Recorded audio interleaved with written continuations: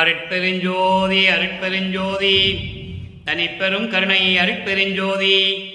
எல்லா உயிர்களும் இன்புற்று வாழ்க, வள்ளல் மலரடி வாழ்க வாழ்க, கொல்லா விரதம் குவளை எல்லாம் ஓங்குக, நல்லோர் நினைத்த நலம் பெறுக, நன்றி நினைத்து எல்லோரும் வாழ்க இசைந்து. உலக மக்களே, அறிவார்ந்த அன்பர்களே, ஆண்மினைய ஒருமைப்பாடுடைய அன்பர்களே, வல்லப்பம்மா நமக்கு அருளிய திருவற்பாவில் 2ஆம் திருமுறையில் கடைசி பதிகம் 113வது பதிகத்திலே இருக்கின்ற பாடலுடைய விளக்கங்களை பார்த்து கொண்டிருக்கிறோம். இன்று 2வது பாடல். பதிகத்தினுடைய தலைப்பு தலைமகளின் முன்னம் முடிவு.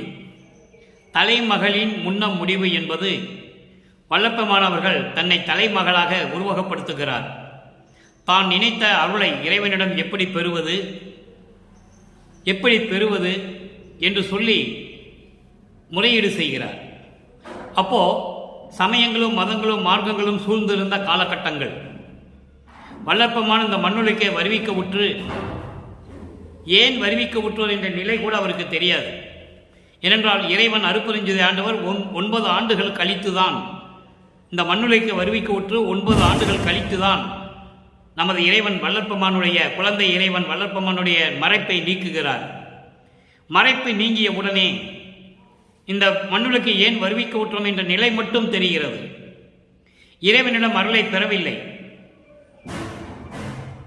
மகனை பக்குவப்படுத்துவதற்காக இந்த சமயங்களும் மதங்களும் மார்க்கங்களும் சார்ந்த நிலை இந்த உலக மக்களுக்கு தேவையில்லை என்பதை தெளிவாக தெரியப்படுத்துவதற்காக, உணர்த்துவதற்காக மீண்டும் அவர் மகனை ஆட்கொள்ளவில்லை.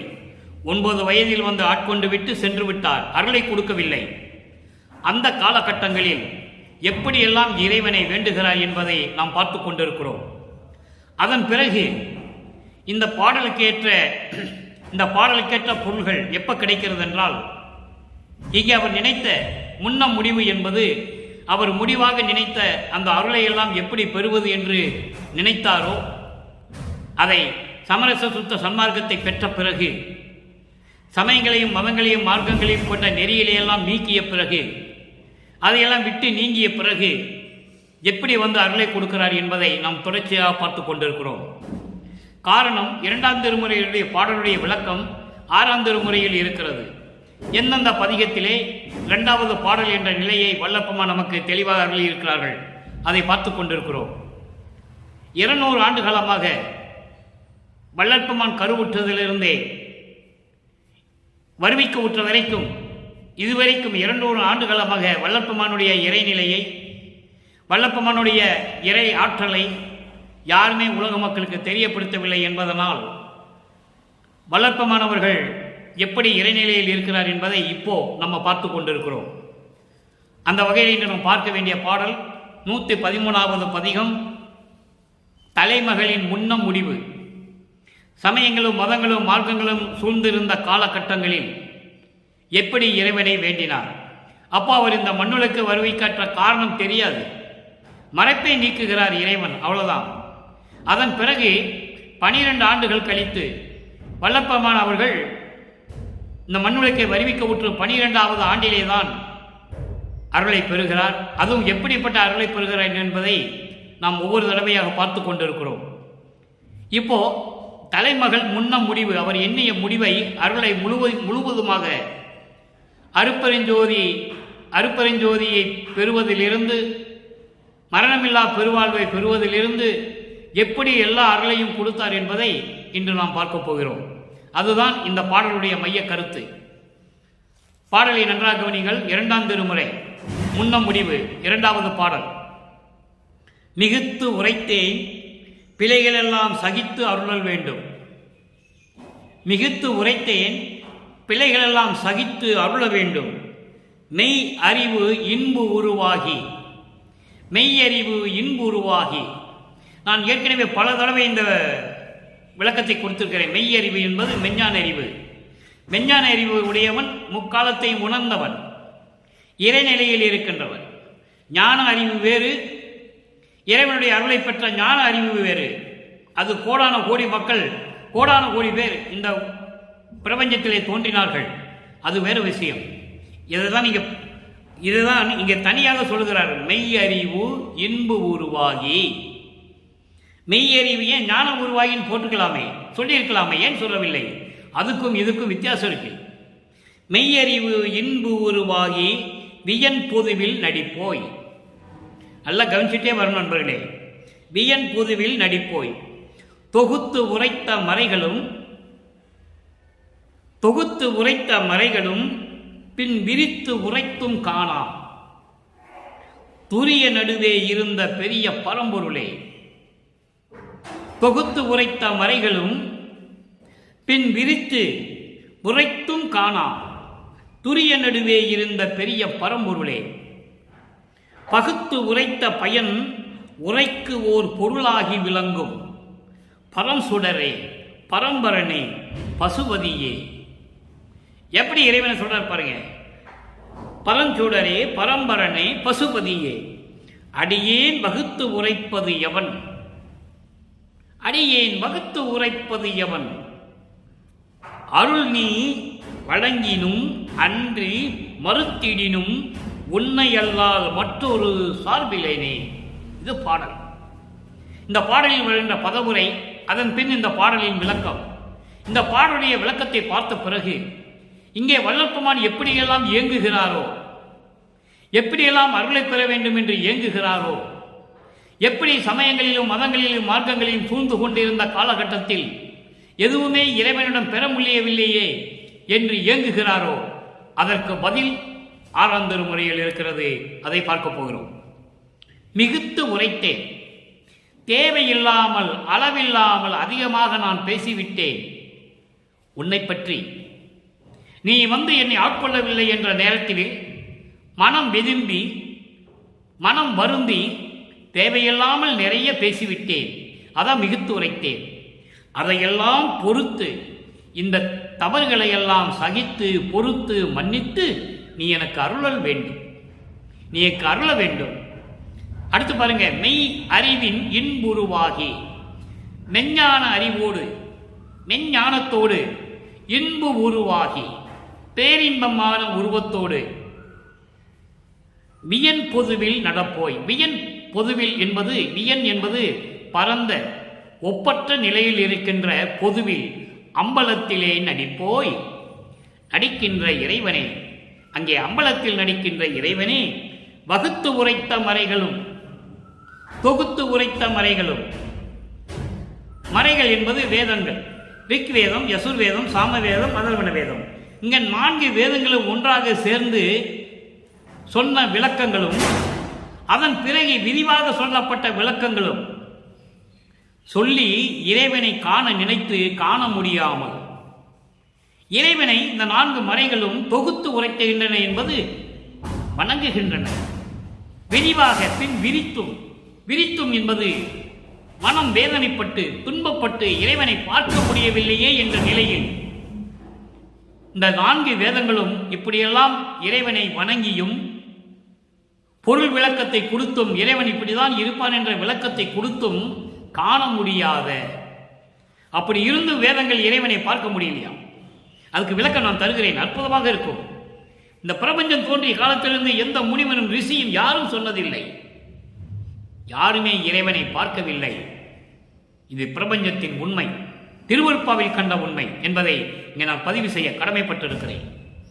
ஆக அப்படிப்பட்ட இறைவன் மறைகள் 4 வேதங்களும் ஒன்றாக சேர்ந்து போய் இறைவனை தேடியும் இறைவனை பற்றி விரிவாக வணங்கியும் பேசியும் உரையாடியும் பார்க்க முடியாமல் இருக்கின்ற இறைவன் எங்கே இருக்கிறார்?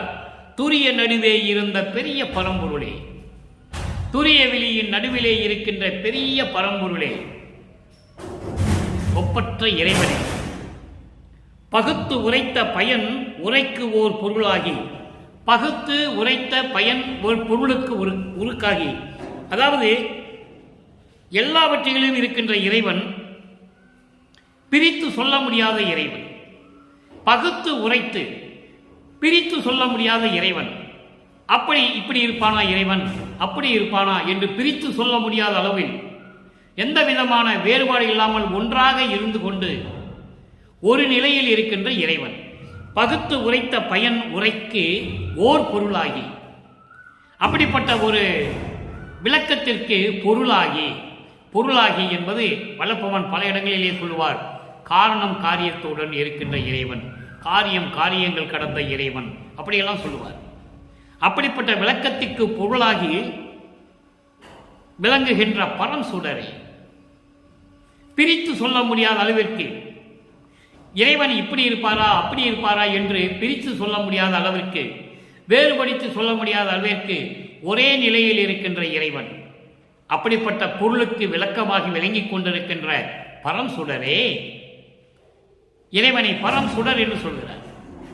பரம் சுடரே, பரம்பரனே, பரம்பரனே, பசுபதியே. இந்த பசுபதி என்பதற்கு நான் பல தடவை விளக்கம் கொடுத்திருக்கிறேன், ஒரு பதிவே போட்டிருக்கிறேன். பதி பசு பாசம்.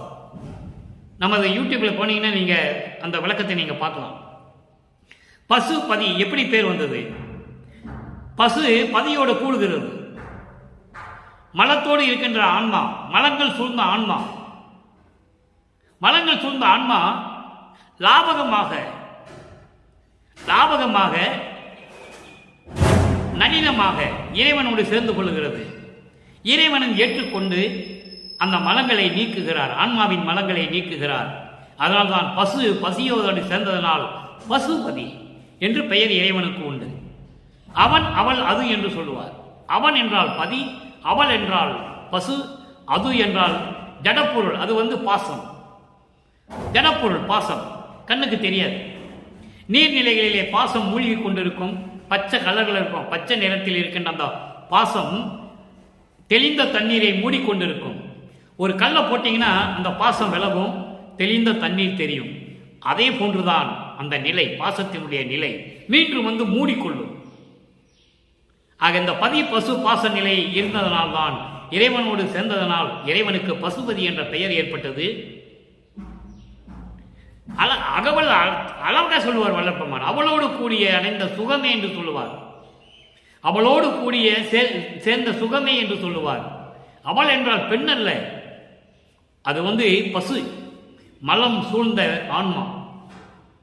மலம் சூழ்ந்த ஆன்மா தந்திரமாக பசுவோடு, பசு தந்திரமாக, மலம் சூழ்ந்த ஆன்மா தந்திரமாக பதியோடு சேர்ந்து கொள்ளுகிறது. பதிக்கு தெரியும் இது தந்திரமாக வருகிறது என்று தெரியும். இருந்தாலும் ஆன்மாவினுடைய மலங்களை நீக்குவதற்காக பசுவை தன்னோடு இணைத்துக் கொள்ளுகிறார். அதான் பசுபதி. பசுபதியே, அடியேன் வகுத்துரைப்பது எவன்? நான் சொல்லுவது போல இந்த பிரபஞ்சத்தில் எவனால் சொல்ல முடியும்? யாருமே சொல்ல முடியாது. அதற்கு ஒரே தகுதி உடையவன் நான் தான் என்று சொல்லுகிறார் நமது இறைவன் வல்லப்பெருமான் அவர்கள். வகுத்து உரைப்பது எவன்? என்ன மாதிரி யாரும் சொல்ல முடியாது. பிரிச்செல்லாம் யாரும் இந்த மாதிரிலாம் சொல்ல முடியாது. இறைவனுடைய நிலையில் யாரும் சொல்ல முடியாது. அருள் நீ வழங்கினும், நீ அருளை கொடுத்தாலும் சரி, நீ மறுத்தாலும் சரி, கொடுக்காவிட்டாலும் சரி, உன்னை அல்லால் மற்றொரு சார்பிலேனே, உன்னை தவிர நான் வேறு ஒருவரிடமும் நான் செல்ல மாட்டேன் என்று சொல்லி இந்த பாடலை நமக்கு அருளி இருக்கிறார்கள். இந்த பாடலுடைய விளக்கம் கோர்வையாக சொல்லுகிறேன். அதாவது, அளவுக்கு அதிகமாக என் மனத்தில் வந்தபடி, மன விருப்பப்படி உன்னை நான் பேசிவிட்டேன். அந்த பிழைகளை எல்லாம் மன்னித்து எனக்கு அருள் செய்ய வேண்டும். மெய்யறிவின் இன்பு உருவாகி உயர்ந்த அம்பலத்திலே அருள் நடனம் செய்து கொண்டிருக்கின்ற இறைவனே, ஒன்றாக சேர்த்து சொன்ன மறைகளும், அதாவது வேதங்கள் எப்படியெல்லாம் ஒன்றாக சேர்ந்து உன்னை வேண்டியதோ, அதன் பின் அதனுடைய விளக்கங்களை எல்லாம் எப்படியெல்லாம் சொல்லியதோ, அப்படி இருந்தும் இறைவனை பார்க்க முடியவில்லை. அந்த மறைகளும் பார்க்க முடியாத நிலையில் இருந்து கொண்டிருக்கின்ற, துரிய நடுவே இருந்து கொண்டிருக்கின்ற பரம்பொருளே, பிரித்து சொல்ல முடியாத அளவிற்கு ஒன்றுபட்டு ஒரே நிலையில் இருக்கக்கூடிய ஒரு பொருளாகி இறைவனாகி விளங்கிக் கொண்டிருக்கின்ற பரம் சுடரே, காரணம் காரியம் கடந்த கடவுளே என்று சொல்லுவார். காரணம் என்றால் நோக்கம், காரியம் என்றால் செயல். எந்த செயலை மனதில் கொண்டு எந்த நோக்கத்தோடு செயல்படுகிறோமோ என்பதை போல காரணம் காரியம் கடந்த கடவுளே என்று சொல்லுவார். அதைத்தான் இங்கே அந்த பிரித்து பார்க்க முடியாத அளவிற்கு ஒரே நிலையில் இருக்கக்கூடிய அந்த இறைவனுடைய விளக்கமாக விளங்கிக் கொண்டிருக்கின்ற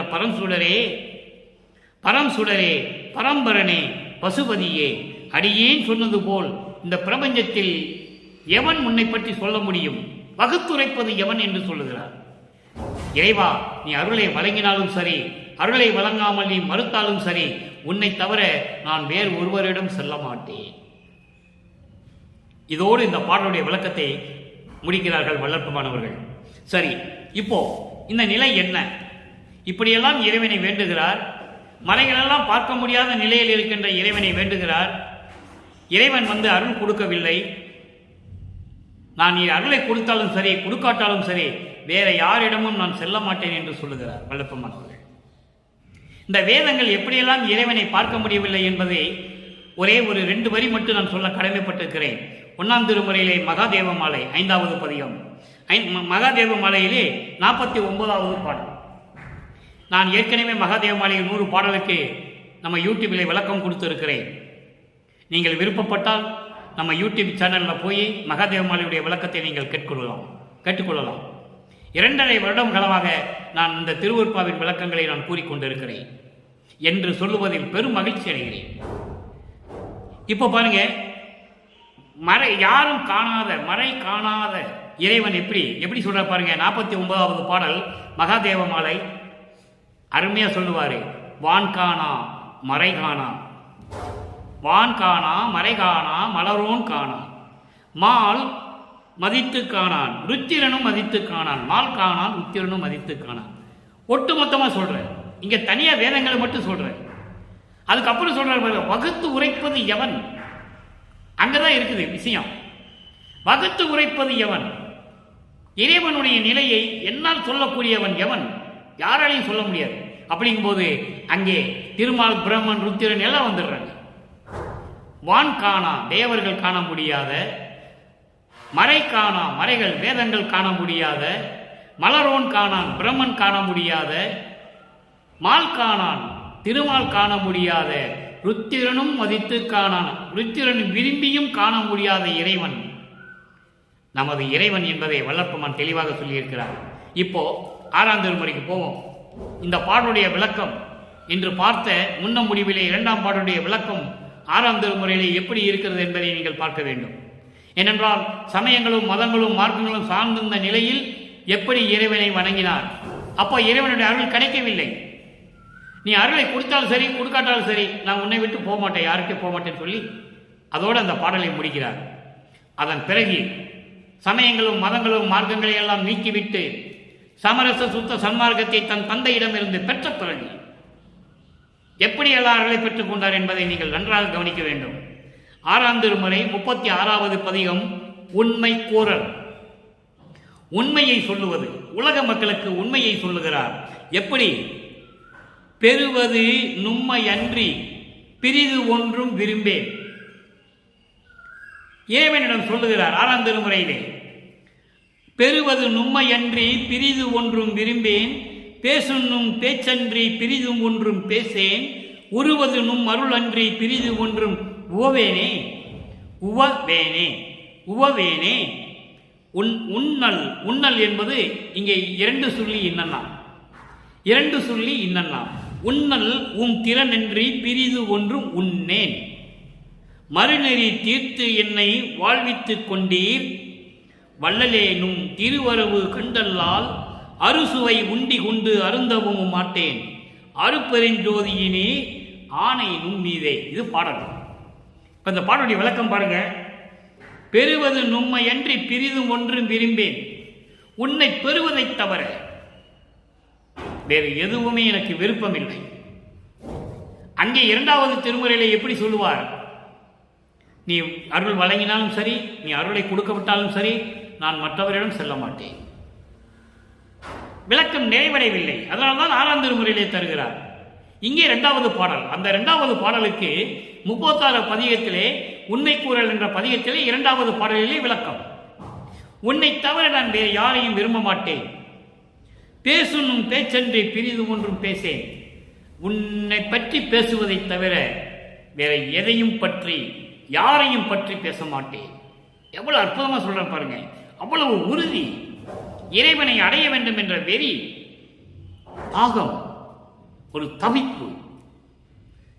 பேச்சுனும் பேச்சென்று பிரிதும் ஒன்று பேசேன், உன்னை தவிர நான் வேறு யாருக்கையும் பேச மாட்டேன். உருவது நும் அருள் அன்றி பிரிது ஒன்றும் உவவேனே. உன்னை அருளை பெறதை தவிர, உன்னுடைய அருளை பெறுவதை தவிர நான் வேறு எதையும் விரும்ப மாட்டேன். உவவேன் என்பது நான் எதையும் விரும்ப மாட்டேன். உருவது நும் அருள் அன்றி பிரிது ஒன்றும் உவவேனே. உனது அருளை பெறுவதை தவிர வேறு எது மேலும் எனக்கு நாட்டம் இல்லை, விருப்பம் இல்லை, ஆசை இல்லை. எப்படி வேணாலும் சொல்லலாம். அடுத்து பாருங்க, உன்னல் நும் திறன் அன்றி பிரிது ஒன்றும் உண்ணேன். உன்னல் என்பது உன்னுடைய அருள் வல்லமைகளை நினைப்பேனே தவிர, உன்னுடைய அருள் வல்லமைகளை, உன்னுடைய அருள் திறமைகளை நான் பெற வேண்டும் என்று நினைப்பேனே தவிர வேற எதையும் நினைக்க மாட்டேன். வேற எதையும் நினைக்க மாட்டேன். உன் அருளை முழுமையாக பெற வேண்டும்.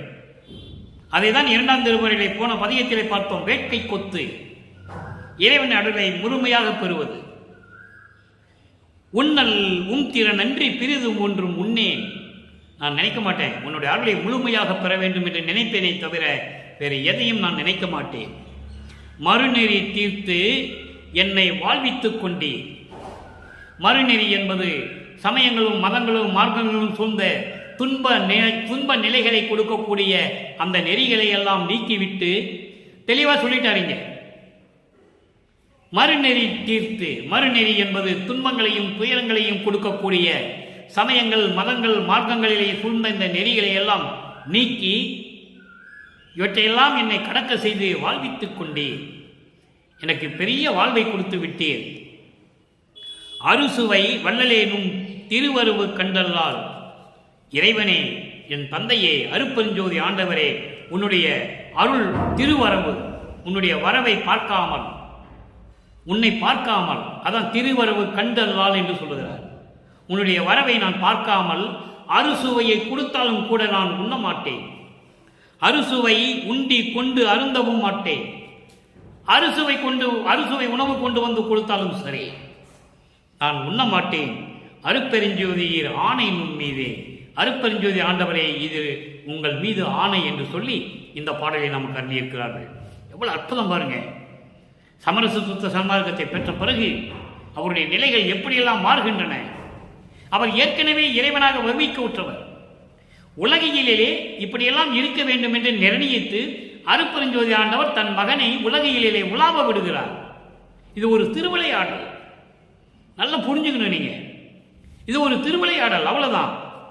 பிரபஞ்சத்தில் இறைவனுடைய திருவிளையாடல் எவ்வளவோ நடந்திருக்கிறது. கலியுகத்திலே இறைவனுடைய கடைசி திருவிளையாடல் நமது இறைவன் வள்ளல் பெருமானை இந்த மண்ணுக்கு வருவிக்க செய்தது. இனிமேல் திருவிளையாடலே கிடையாது. வள்ளல் பெருமானினுடைய அருளாட்சி தான் நடந்து கொண்டிருக்கிறது. யாருடைய திருவிளையாடல் கிடையாது. இனிமேல் சமரச சுத்த சன்மார்க்கத்தில் திருவிளையாடல்களே கிடையாது. அருளாட்சி ஒன்றுதான் நடந்து கொண்டிருக்கும். அடுத்து 66வது பதிகம் பற்றறுத்தல், 2வது பாடல். நல்லா கவனிக்கணும் நீங்க. ஆணை நும் ஆணை என் அருப்பெருஞ்சோதி ஆண்டவரே, திரு அம்பலத்தவரே. அருப்பெருஞ்சோதி ஆண்டவரே, உன் மீது சத்தியம், சத்தியம். சத்திய ஞான சபையில் இருக்கின்ற அம்பலத்தவரே, அருப்பெருஞ்சோதி ஆண்டவரே, நானை விட்டு உரைக்கின்றவாறு இது கண்டீர். நானை விட்டு உரைக்கின்றவாறு இது கண்டீர். நான் வெட்கத்தை விட்டு சொல்லுகிறேன். இது உனக்கும் தெரியும். எவ்வளவு அருமையா சொல்ற பாருங்க. நான் வெட்கத்தை விட்டு சொல்லுகிறேன், அது உனக்கும் தெரியும். நாயகரே, உம்மை நான் விடமாட்டேன். உன்னை நான் விடவே மாட்டேன். அங்கே 2ஆம் திருமுறையினுடைய பாடலில் என்ன சொல்லுவார்? நீ அருள் கொடுத்தாலும் சரி, கொடுக்காட்டாலும் சரி, நான் உன்னை விட்டு போக மாட்டேன்னு சொல்லுவார். அப்போ சமயங்களையும் மதங்களையும் மார்க்கங்களையும் சார்ந்த இந்த காலகட்டங்கள் சுத்த சம்ராஜத்தை பெற்ற பிறகு என்ன சொல்றார் பாருங்க. உன்னை நான் விடமாட்டேன், வெட்கத்தை விட்டு சொல்லுகிறேன், உன்னை நான் விடமாட்டேன், அதுவும் உனக்கு தெரியும். கோனை என் உடல் பொருள் ஆவியும் நுமக்கே கொடுத்தனன். அழிந்து போகக்கூடிய இந்த உடலையும் இந்த பொருளையும் என்னுடைய உயிரையும் உனக்கே கொடுத்து விட்டேன். அதான் கோனை என்று சொல்லுகிறார். கோனை என்று சொல்லுகிறார். அழிந்து போகக்கூடிய இந்த உடலையும் பொருளையும் என் ஆவியையும் நுமக்கே கொடுத்தனன், உனக்கே கொடுத்து விட்டேன். இனி என் மேல் குறை சொல்ல வேண்டாம். இவ்வளவு அற்புதம் பாருங்க. படிக்கும் போதே எவ்வளவு மன பூரிப்போடு இருக்கிறது, பெரும் மகிழ்ச்சியோடு. இந்த உடலும் பொருளை அழிந்து போகக்கூடிய இந்த உடலையும் பொருளையும் ஆவியும் எல்லாம் உனக்கே கொடுத்து விட்டேன். என் மீது நீ இனிமேல் குறை சொல்லக்கூடாது. என் மீது குறை சொல்ல வேண்டாம். எப்படி தந்தையிடம் மகன் எப்படி சொல்லுகிறார் பாருங்க. ஏனை நின்று எடுத்த கைப்பிள்ளை நான் அன்றோ. ஏனை என்பது தொட்டில். தொட்டிலில் இருக்கின்ற கைப்பிள்ளை. கைப்பிள்ளை என்பது எடுப்பார் கைப்பிள்ளை என்று சொல்லுவார்கள். கவனிப்பு இல்லாத பிள்ளை என்று என்னை நினைத்தாயா? நான் அன்றோ. அன்றோ என்றால் நான் அப்படிப்பட்டவனா? உன் மகன் அல்லவா? தொட்டிலே எடுக்கின்ற கைப்பிள்ளை போல நீ என்னை நினைத்தாயா? அப்படி இல்லை, நான் உன் மகன் அல்லவா? அதான் அன்றோன்னு சொல்றாரு. இதை 6ஆம் திருமுறையிலே ஒரு பாடலிலே சொல்லுவார். வாழையடி வாழையென வந்த திருக்கூட்ட மரபனில் யான் ஒருவன் அன்றோ என்று சொல்லுவார். இங்கே சொன்னவர்கள் எப்படி சொன்னார்கள்? 200 ஆண்டு காலமாக வள்ளற்பெருமான் வாழையடி வாழைய வந்த அந்த மரபு திருக்கூட்டத்தினில் வந்தவர் என்று சொல்லுகிறார்கள். அப்படி அல்ல, அதைத்தான் அன்றோ என்று சொன்னார். அதன் பிறகு அடுத்த வரியிலே சொல்லுவார், நீ எனக்கு வாய்த்த தந்தை அல்லவா, நான் உனக்கு மகன் அல்லவா. இதெல்லாம் சொல்ல மாட்டாங்க, அந்த 2 வரியை மட்டும் சொல்லிடுவாங்க. வள்ளற்பெருமானை திட்டமிட்டே அவர் இறைநிலையை சொல்லக்கூடாது என்ற நிலையில் இருந்து கொண்டுதான் 200 ஆண்டுகளாக அவருடைய இறைநிலையை யாருமே சொல்லவில்லை. அதே வார்த்தை தான் இங்கு சொல்றார் பாருங்க. ஏனை நின்று எடுத்த கைப்பிள்ளை நான் அன்றோ. என்ன அப்படியா நினைச்ச? எடுப்பார் கைப்பிள்ளையா நானே? அடையாளம் தெரியாத கைப்பிள்ளையா? தொட்டில் இல்லை, அடையாளம் தெரியாத ஒரு பிள்ளையை தொட்டில போட்டு போயிடுவாங்க. அந்த மாதிரி கைப்பிள்ளையா நானே? எடுப்பார் கைப்பிள்ளையா? அப்படி இல்லையே, நான் அன்றோ. அப்படி எல்லாம் கிடையாது, நான் உன் மகன் அல்லவா. அடுத்த வரையிலே சொல்லிட்டாரு, என்னை பள்ளி எழுப்பி மெய் இன்பம் தந்தீரே. என்னுடைய தூக்கத்தை கெடுத்து உறக்கத்தை நீக்கி என் முன்னால் எழுந்தருளே எனக்கு பேரின்பத்தை கொடுத்தீரே. அற்புதம் பாருங்க. அடுத்த ஒரு பாடல் விளக்கம் 110 தனித்திரு அலங்கள். இன்று நான் பார்த்த 2ஆம் திருமுறையிலே பார்த்த பாடலுக்கு 3 நிலைகளுக்கு விளக்கம். நல்லா நீங்க கவனிச்சிக்கணும். காலம் போக்குவதற்காகவோ நேரத்தை கடத்துவதற்காகவோ இதை நான் சொல்லவில்லை என்பதை மறுபடியும் மிகுந்த தாழ்மையுடன் சொல்லிக்கொள்ள விரும்புகிறேன். அந்த பாடலுக்கு 2ஆம் திருமுறை பாடலுக்கு இவ்வளவு விளக்கம் இருக்கிறது நண்பர்களே. 110 தனித்திரு அலங்கள் 2வது பாடல். அங்கேயும் 2வது பாடல். தனித்திரு அலங்கள் என்றால் அருளை எப்படியாவது நீ கொடுக்க வேண்டும் என்று வேண்டுதல். அருளை எப்படியாவது நீ கொடுக்கணும் அப்படின்னு வேண்டுதல். அதான் தனித்திரு அலங்கள்.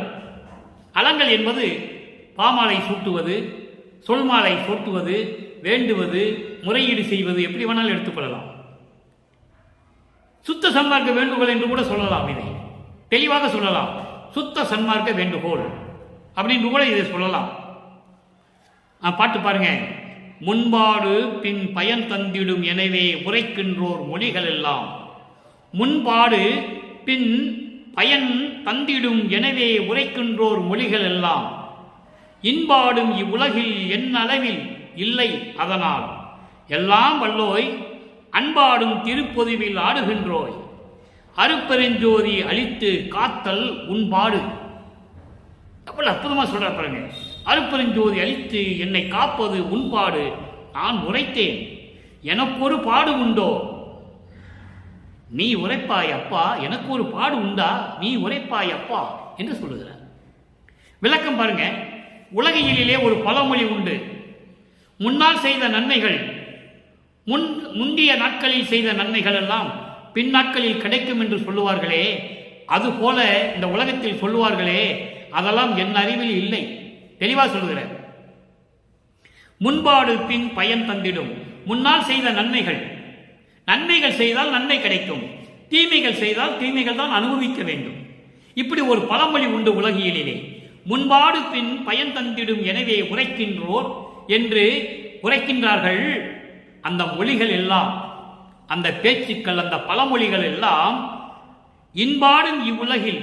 இன்பாடும் இவ்வுலகில் என்பது துன்பங்களையும் துயரங்களையும் சுமந்து கொண்டிருக்கின்ற இந்த உலகில் என் அறிவில் இல்லை, எனக்கு தெரிஞ்சு இல்லை. முன்னால் நன்மை செய்தால் பின்னாளில் நன்மை கிடைக்கும், முன்னாளில் தீமை செய்தால் பின்னாளில் தீமை கிடைக்கும் என்று பழமொழிகள் சொல்லுவார்கள்.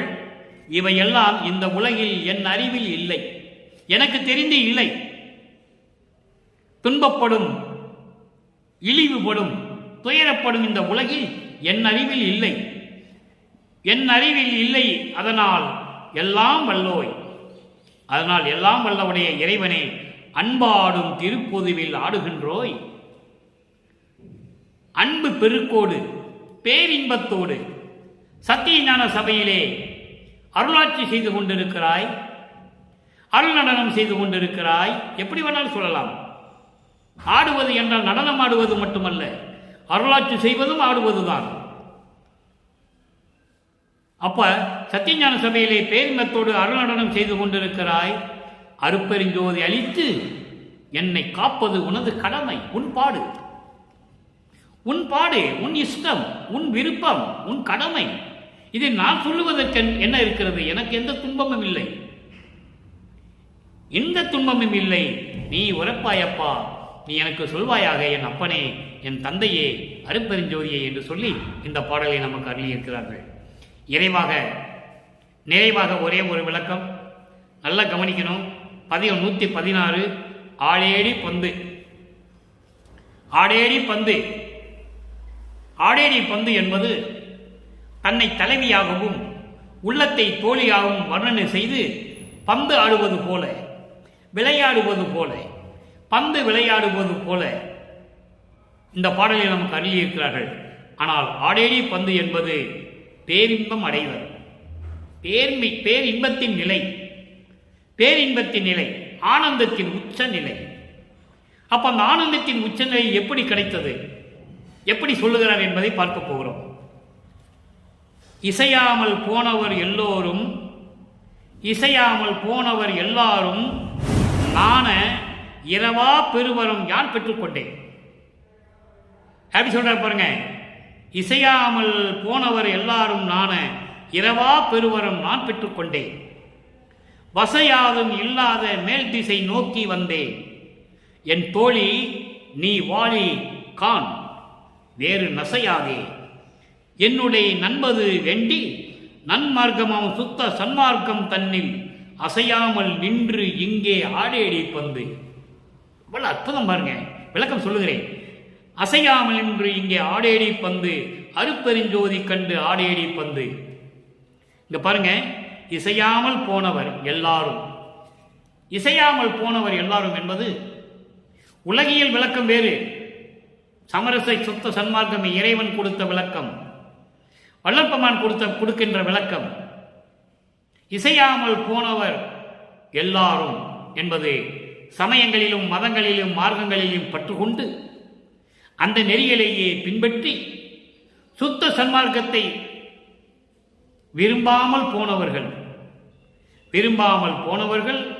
சுத்த சன்மார்க்கத்தை பெறாமல் இறந்து போனவர்கள், எப்படி வேணாலும் சொல்லலாம், இரண்டு வகையாக சொல்லலாம். இவர்களெல்லாம் வெட்கப்படும்படி நான் இரவாவரம் பெற்றுக்கொண்டேன். அப்போ சமரச சுத்த சன்மார்க்கத்தில் இருந்தால்தான் உங்களுக்கு இரவாவரம் கிடைக்கும் என்பதை உலக மக்களுக்கு வல்லற்பமானவர்கள் தெரிவிக்கிறார்கள். சமயங்களையும் மதங்களையும் மார்க்கங்களையும் எல்லாம் சார்ந்து கொண்டு இருக்கின்றவர்கள், ஏற்கனவே இறந்து போனவர்கள், இந்த பிரபஞ்சம் தோன்றிய காலத்திலிருந்தே எத்தனையோ பேர், கோடான கோடி பேர் மாண்டு போனார்கள். சமயங்களிலும் மதங்களிலும் மார்க்கங்களிலும் பற்றுக்கொண்டு இந்த சமய தலைவர்களும் மத தலைவர்களும் மார்க்கத்தினுடைய தலைவர்கள் எல்லாம் இறைவனுடைய அருளை சிறிதளவு பெற்றுக்கொண்டு இந்த வையகத்துக்கும் வானகத்துக்கும் மனம் போடபடி திரிந்தவர்கள். வல்லப்பமான் தெளிவாக சொல்லுகிறார். அவர்களுக்கெல்லாம் இரவாவரம் இல்லை. அதை தான் இங்கே குறிப்பிடுகிறார். அவர்களெல்லாம் வெட்கப்படும்படி, நாணும்படி, தலைகுனியும்படி நான் இரவாவரத்தை பெற்றுக்கொண்டேன். வசையாதும் இல்லாத மேல் திசை நோக்கி. எப்படி சொல்றார் பாருங்க. வசையாதும் இல்லாத மேல் திசை நோக்கி வந்தேன். எந்த விதமான இழிவும் இல்லாமல், எந்த விதமான பங்கமும் இல்லாமல் சமரச சுத்த சன்மார்க்கத்தை நோக்கி வந்தேன். மேல் திசை என்பது இங்கே மேற்கு திசை அல்ல, அதல்ல. சுத்த சன்மார்க்கத்தை நோக்கி நான் வந்தேன். எப்படி வந்தாரே?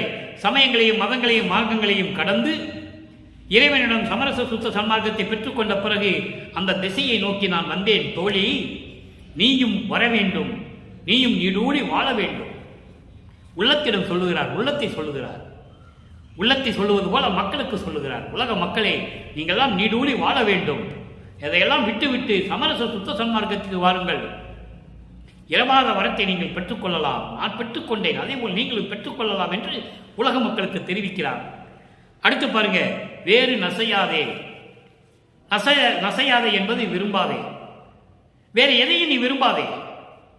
இந்த சமயங்களும் மதங்களும் மார்க்கங்களில் கூறப்பட்ட நெறிகளை எல்லாம் நீ விரும்பாதே, வேண்டாம்.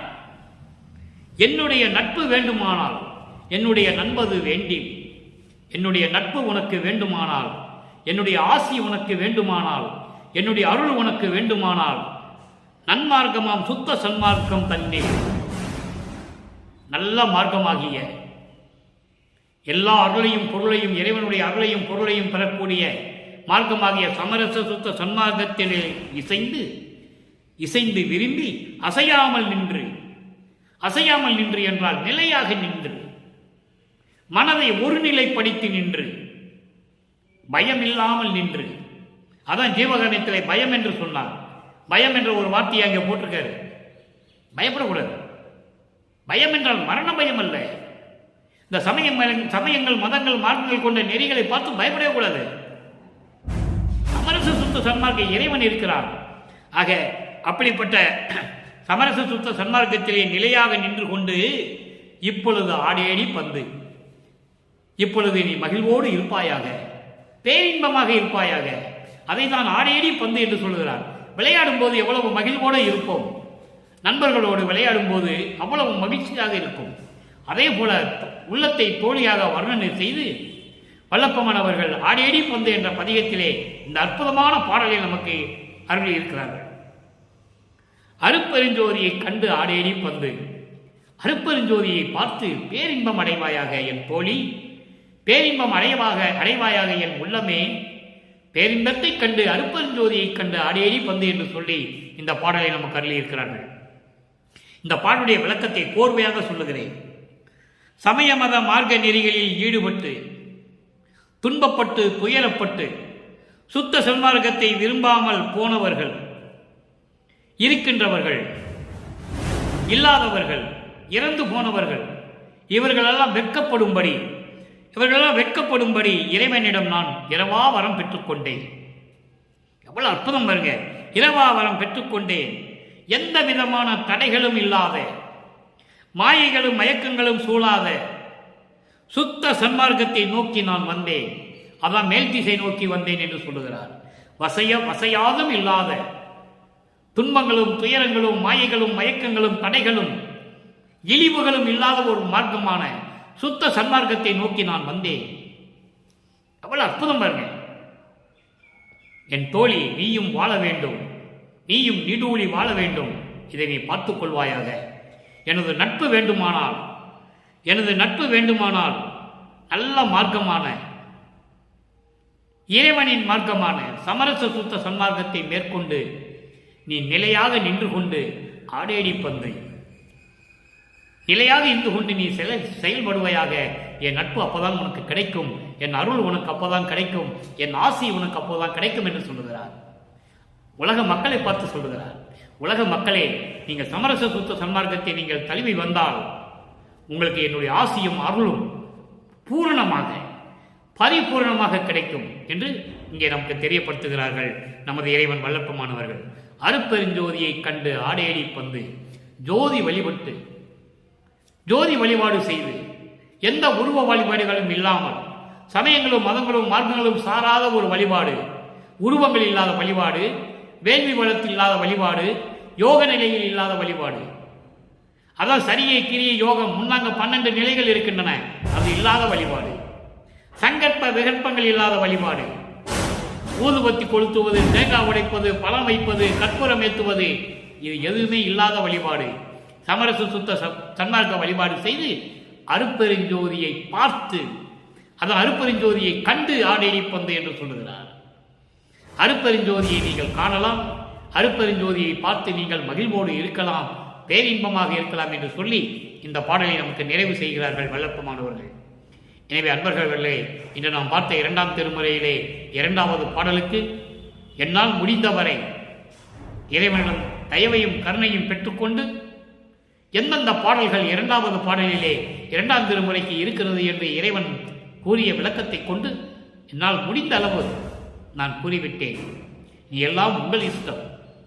சமயங்களையும் மதங்களையும் மார்க்கங்களையும் எல்லாம் நீக்கிவிட்டு சமரச சுத்த சன்மார்க்கத்துக்கு வாருங்கள். இறைவன் காத்து கொண்டிருக்கிறார். அருளையும் பொருளையும் சுகங்களையும் நோயற்ற வாழ்வையும் இரவா வரத்தையும் மரணமில்லா பெருவாழ்வையும் கொடுக்க காத்து கொண்டிருக்கிறான் இறைவன். வல்லற்பமானவர்கள் காத்து கொண்டிருக்கிறார்கள். எனவே இப்படி நிலையில் இருந்து கொண்டு இறைவனை வணங்கி இறைவனுடைய அருளையும் பொருளையும் பெற்றுக்கொண்டு இந்த வையகத்திலே நீங்கள் மக்களோடும் பிள்ளைகளோடும் உறவினர்களோடும் வாழ்வாங்கு வாழ வேண்டும், நோயற்ற வாழ வேண்டும் என்று சொல்லி இறைவனுடைய தயவோடும் கருணையோடையும் இந்த வள்ளலார் ஊழியன் விடைபெறுகிறேன். மீண்டும் நாளை சந்திப்போம். நன்றி, வணக்கம். அருட்பெருஞ்சோதி அருட்பெருஞ்சோதி, தனிப்பெரும் கருணை அருட்பெருஞ்சோதி.